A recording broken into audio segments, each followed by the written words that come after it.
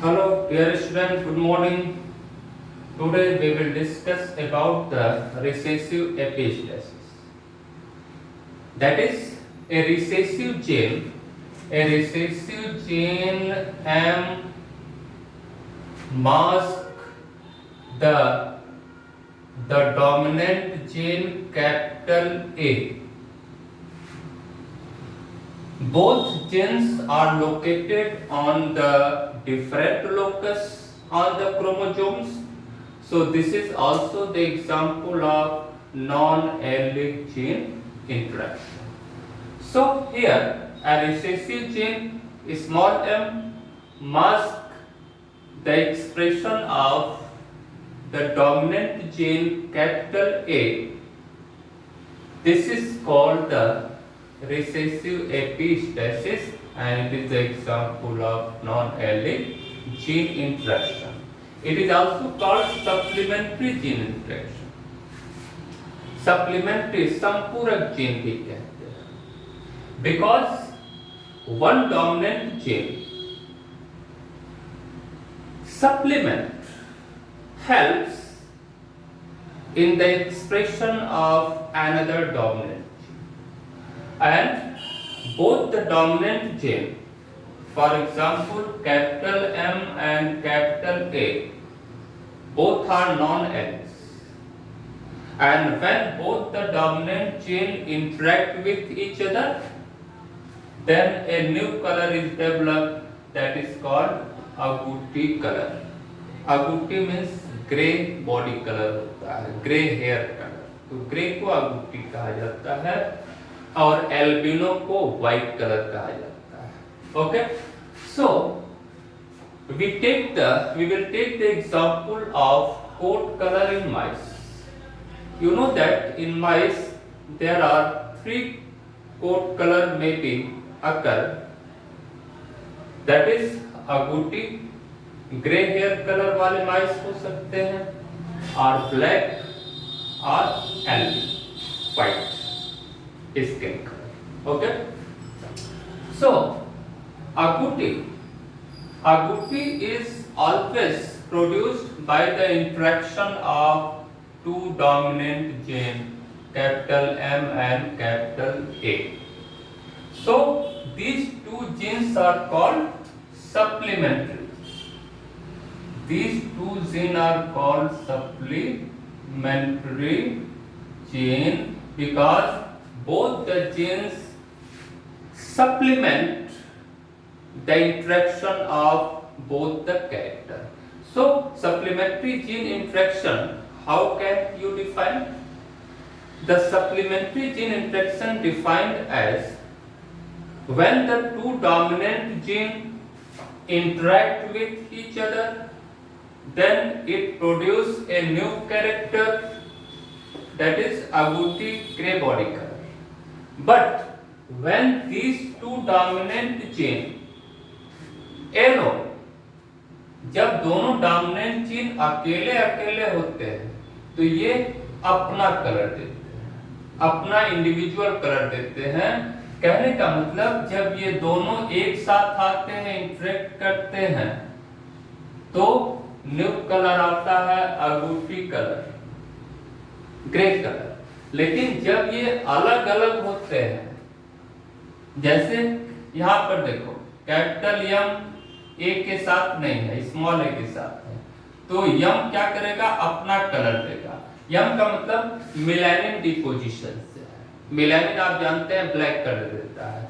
तो जब अगर कैपिटल एम अकेले है चेकर बोर्ड, तो ये ब्लैक कलर देता है, और उसी तरह से कैपिटल ए अगर अकेले है तो वो एल्बिनो कलर यानी व्हाइट कलर देगा.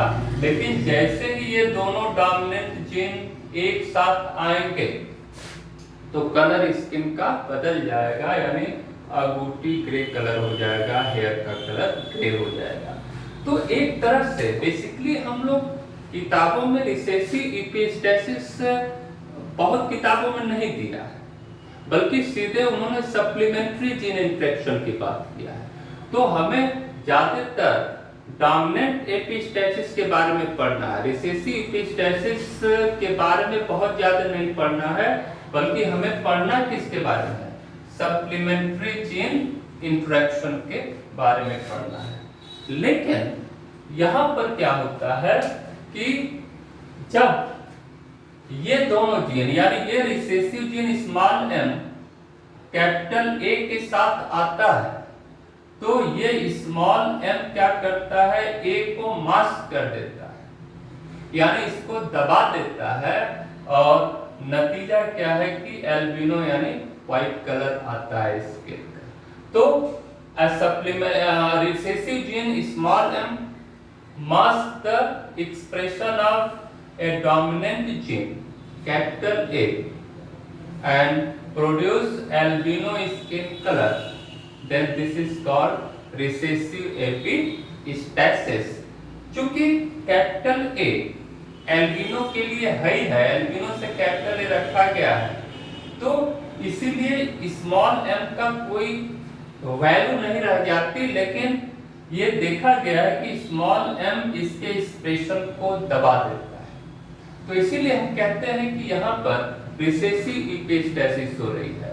यानी कहने का मतलब अब यहाँ पर क्या हो गया, स्मॉल m क्या हो गया, रिसेसिव एपिस्टैटिक जीन हो गया, रिसेसिव एपिस्टैटिक जीन हो गया, अप्रभावी प्रबल जीन हो गया, और कैपिटल A क्या हो गया, हाइपोस्टैटिक जीन हो गया, निर्बल जीन, hypostatic gene।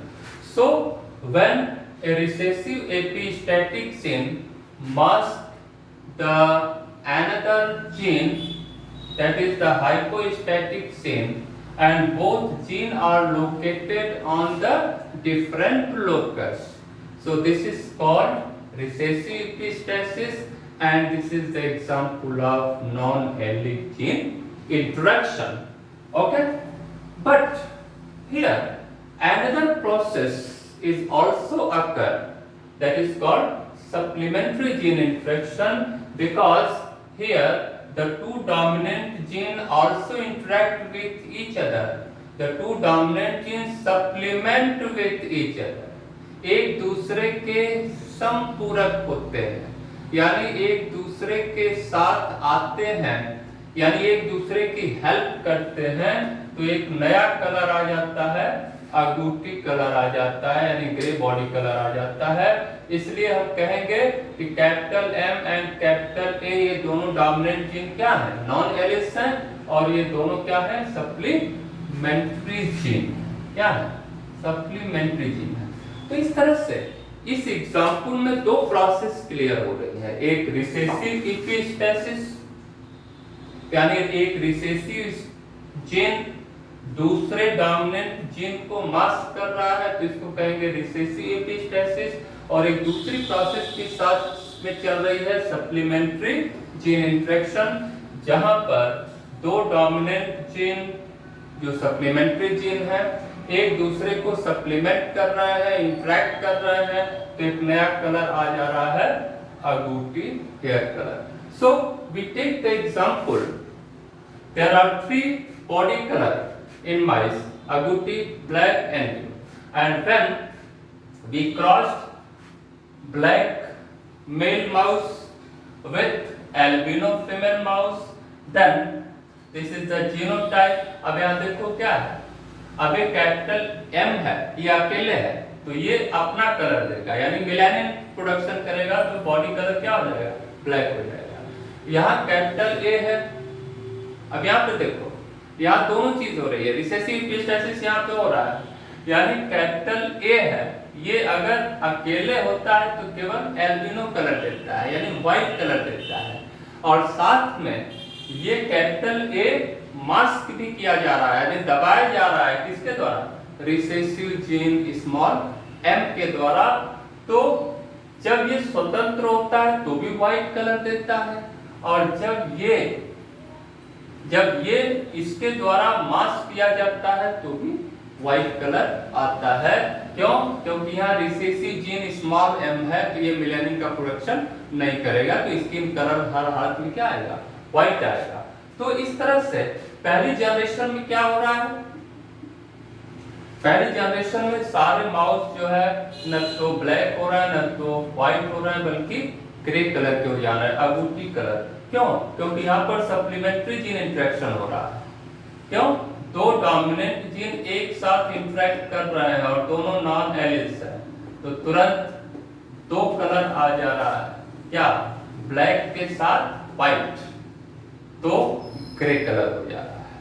अब जब F1 जनरेशन के एक मेल और फीमेल के बीच क्रॉस कराया गया, माइस के बीच यानी चूहों के बीच, माउस माने चूहा, तो इस तरह से गैमीट बने और चेकर बोर्ड में आपके नोट्स में सारी चीज दी गई है। तो जो 16 माउस स्किन कलर वाले मिले उनमें रेशियो था 9 अगूटी, 3 ब्लैक एंड 4 एल्बिनो। और ये जो रेशियो क्या है, this is the modification of Mendel dihybrid cross, क्या 9:3:3:1, यानी मेंडल के डाइहाइब्रिड टेस्ट क्रॉस का रेशियो जो है देखो बदल जा रहा है, चेंज हो जा रहा है। तो इसलिए हम क्या पढ़ रहे हैं, deviation from the Mendel's result, चाहे मोनोहाइब्रिड क्रॉस का रिजल्ट, जैसे इनकम्प्लीट डोमिनेंस में 1:2:1 आ रहा था 3:1 की जगह, या डाइहाइब्रिड टेस्ट क्रॉस का रिजल्ट क्या आ रहा था F2 जनरेशन में 9:3:3:1 आ रहा था। तो डाइहाइब्रिड क्रॉस में भी रिजल्ट देखो बदल जा रहा है। तो इसको कहेंगे जो ओरिजिनल रिजल्ट था मेंडल का उससे थोड़ा अलग रिजल्ट आ रहा है, दैट इज डेविएट कर जा रहा है रिजल्ट, थोड़ा अंतर हो जा रहा है। तो इसलिए इसको हम कहेंगे डेविएशन फ्रॉम मेंडलिज्म। तो इस तरह से ये चीज आ रही है। अब देखो यहाँ पर कैसे आ रहा है, ये गैमीट से ही आप क्लियर कर लेंगे। जब दो डोमिनेंट जीन इंटरेक्ट करते हैं तो ये क्या हो गया, सप्लीमेंट्री जीन इंटरेक्शन हो गया और तुरंत क्या कलर आएगा, आगूटी आएगा। तो जहां पर चेकर बोर्ड में ये दोनों डोमिनेंट जीन कम से कम साथ होंगे, एक या दो, तो वहां पर आगूटी कलर आएगा, यानी 9 आगूटी बॉडी कलर आएगा। और दूसरे में देखो कैपिटल एम है, जब कैपिटल एम अकेले है तो अपना कलर दे रहा है, अपना कलर में मिलानिन ज्यादा प्रोड्यूस कर रहा है, तो ब्लैक कलर आएगा, क्या आएगा, ब्लैक कलर। तो जहां चेकर बोर्ड में इस तरह की कंडीशन होगी, कैसे, इस तरह की कंडीशन होगी तो ब्लैक कलर आएगा। और जहां पर कैपिटल ए और स्मॉल ए तो ये रिसेसिव स्टेसिस शो कर रहा है, तो यहाँ पर व्हाइट कलर आएगा। और जब दोनों एलिल्स रिसेसिव होंगे तो यहाँ पर न तो रिसेसिव स्टेसिस है न तो सप्लीमेंट्री जीन इंटरेक्शन है, तो इनके बीच कोई फाइट नहीं है। और यहाँ पर हर हालत में एल्बिनो आएगा, यानी व्हाइट कलर आएगा, जैसा कि 4 के केस में ऐसा ही आ रहा है। So this is the recessive stasis and it is also called supplementary gene interaction। ज्यादातर सप्लीमेंट्री जीन इंटरेक्शन के नाम से ही क्वेश्चन पूछा जाता है। रिसेसिव एपिस्टेसिस नाम की चीज यहाँ बहुत कम है, तो हमें केवल डोमिनेंट एपिस्टेसिस के बारे में पढ़ना है और सप्लीमेंट्री जीन इंटरेक्शन के बारे में पढ़ना है। Okay, thank you.